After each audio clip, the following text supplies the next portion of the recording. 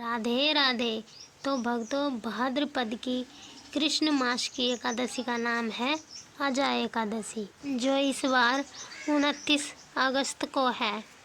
तो चलिए अजा एकादशी व्रत की कथा श्रवण करते हैं।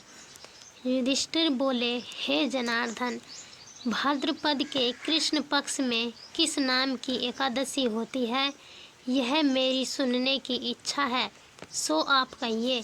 श्री कृष्ण बोले, हे राजन, यह सब पापों को दूर करने वाली एकादशी अजा नाम से विख्यात है।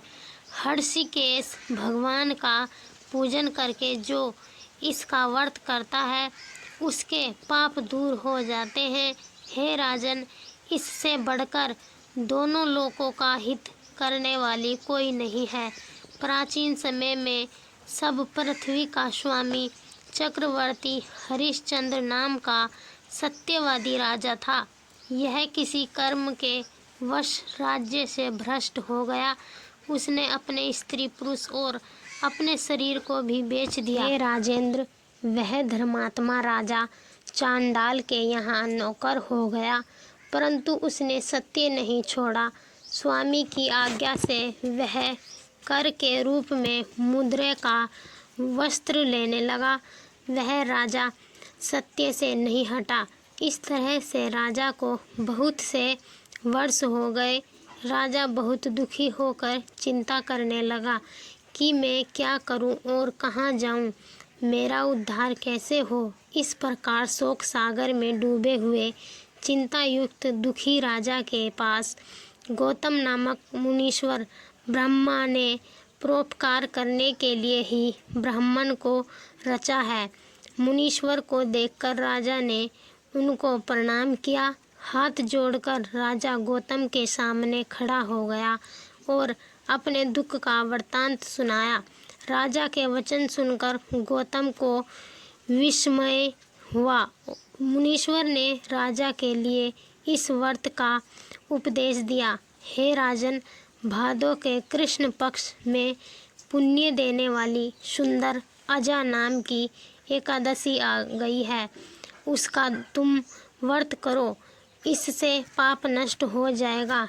तुम्हारे भाग्य से वह आज से 7वें दिन होगी।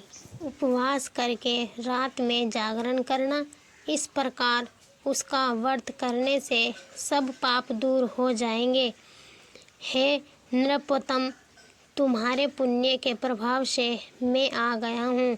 इस तरह राजा से कहकर मुनीश्वर अंतर्ध्यान हो गए। मुनीश्वर का वचन सुनकर राजा ने उत्तम व्रत किया। उस व्रत के करने से राजा का पाप क्षण भर में नष्ट हो गया। हे राजा सानुदूल, इस व्रत का प्रभाव सुनो। जो कष्ट बहुत वर्षों तक भोगने योग्य है, वह शीघ्र नष्ट हो जाता है।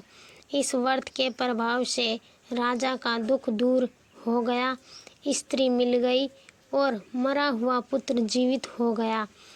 देवताओं ने नगाड़े बजाए, आकाश से फूलों की वर्षा हुई। एकादशी के प्रभाव से राजा ने निष्कंटक राज्य किया।